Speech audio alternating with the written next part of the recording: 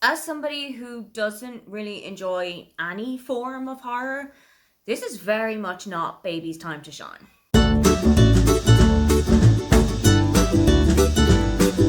Hi, welcome, come on in. My name is Aoife, and today I am taking you through everything that is going on my October TBR thanks to my friend Spinner Wheel and to Fablen.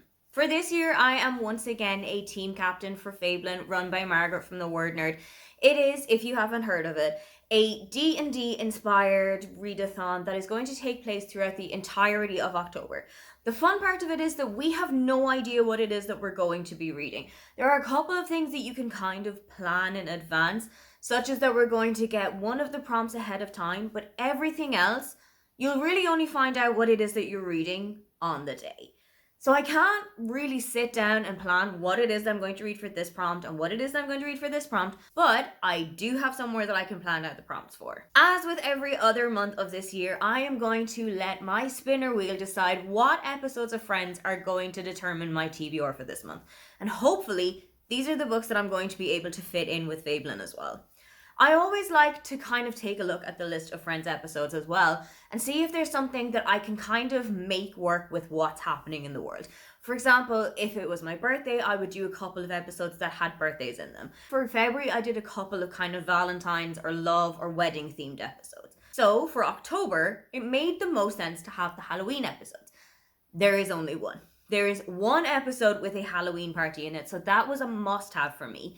But there was also one that I felt like I could kind of work in, and that was the one with the blackout. I felt like having a kind of a dark and spooky and candlelit time was a really good vibe to have for October. So I thought, why not put the two of those in, and then the spinner wheel can decide what the other three episodes are going to be. For the one with the Halloween party, I need to read a spooky book. Now, I am not a Halloween person. I am not a person for gore or guts or blood. So for me, this stops at thrillers. I can do a little bit of psychological horror, but any kind of body horror at all, and I am absolutely out the door. So for this prompt, I've decided to go with What Have You Done by Shari Lapina. I know that Shari Lapina is a huge thriller author. I know that she's got a huge backlist. I picked this up last time that I was at home, and I haven't gotten around to it yet, but I know so many people who love Shari Lapina books. This book is focused on the small and sleepy town of Fairhill, where nothing really happens. Everybody feels safe and secure and loved, except for one morning, when all of the rest of the town's children wake up in their bed. Diana is not found in her bed. Instead, she is found in a corn circle with vultures circling overhead. And everybody in Fairhill is now a suspect in Diana's murder. I am so intrigued by how this is going to go, and I know so many people who loved Shari Lapina's works before. I really hope I'm going to be on that hype train too. For the one with the blackout, you need to read a book with a dark cover. I have gone with Murder in the Family by Cara Hunter. I've read a couple of Cara Hunter books before, but this is going to be like nothing she's ever done before. This is about the murder of Luke Ryder, who was found murdered one day, but the case was never solved. Until now, because everything is coming out in the open. The camera crew for Infamous, a crime reality TV show, have come to the area and they are going to uncover everything. No stone is going to be left unturned, no suspect is going to be left unspoken to, and you are taken along for the ride. There's going to be newspaper clippings and interview transcriptions and transcriptions of the show and every single medium that you can think of. And you, the reader, need to solve the murder before everyone else in the book does. I really loved the concept of this when I read The Appeal a couple of years ago, so I'm really hoping that this book is going to draw me in just as much. Now that the two that I've chosen for myself are out the way, what does the spinner wheel have to say for itself?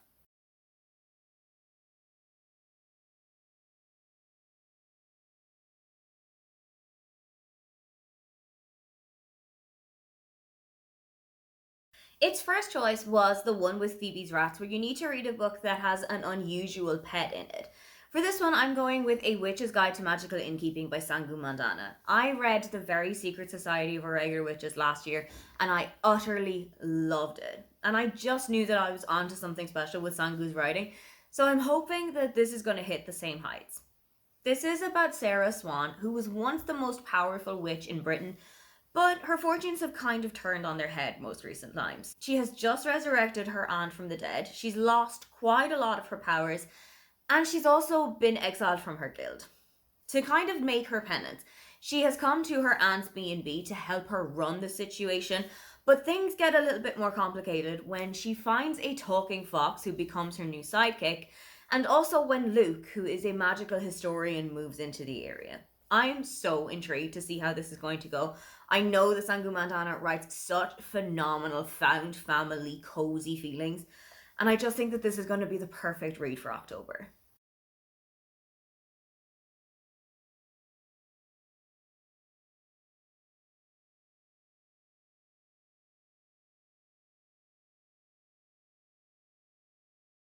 Next up was The One in Vegas Part 1, where you need to read a book that is set in a big city. I have had my sights on this book for so long, it just feels like October is the perfect time to get to it. So I'm going to put on The Housemaid by Frida McFadden. This is going to be my second Frida McFadden book. I read The Boyfriend back in January, and I really enjoyed my time with it. So I'm hoping that this start of a series is going to suck me in just as much.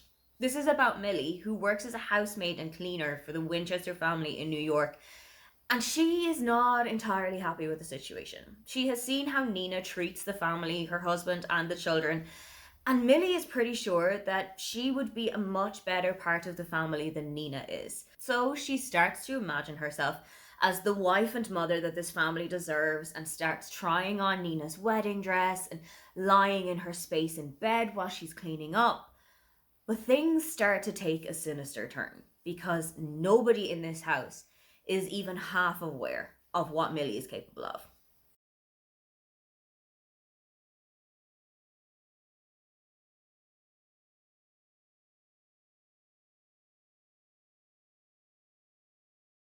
The last prompt that came from the spinner wheel was the one with the flashback. For this, you need to read a book that has a dual timeline, and I'm going to go with Then She Was Gone by Lisa Jewell. I have read one Lisa Jewell book before, none of this was true, but I thought it was phenomenal. So if I even have half a good time with this one, I'm doing pretty okay. Laurel's daughter Ellie disappeared about 10 years ago, and Laurel has been tireless in her efforts to bring her daughter back home. Things have never really seemed like they are going anywhere, and Laurel is desperately trying to get her daughter back, but she also knows that she needs to start moving on with her life and enjoying life again. So when she starts going out on a couple of dates and getting to know a new guy, things start to develop when she goes back to his apartment one day. She meets his young daughter Poppy, who is the absolute mirror image of Ellie, and Laurel cannot shake the feeling that something is up here. I am so intrigued to see what the twist is going to be in this one because there is simply no other explanation than the one that's in my head right now. Those are the books that Friends episodes have deemed that I am going to be reading in October. Which one of those do you think that I should start off with? Or what is a book that you desperately can't wait to get to for October? If you would love to leave me a comment but you can't think of anything you'd like to say, then just leave me a pumpkin emoji. Don't forget to like and subscribe because I have new videos up every week. Now, get on out of here.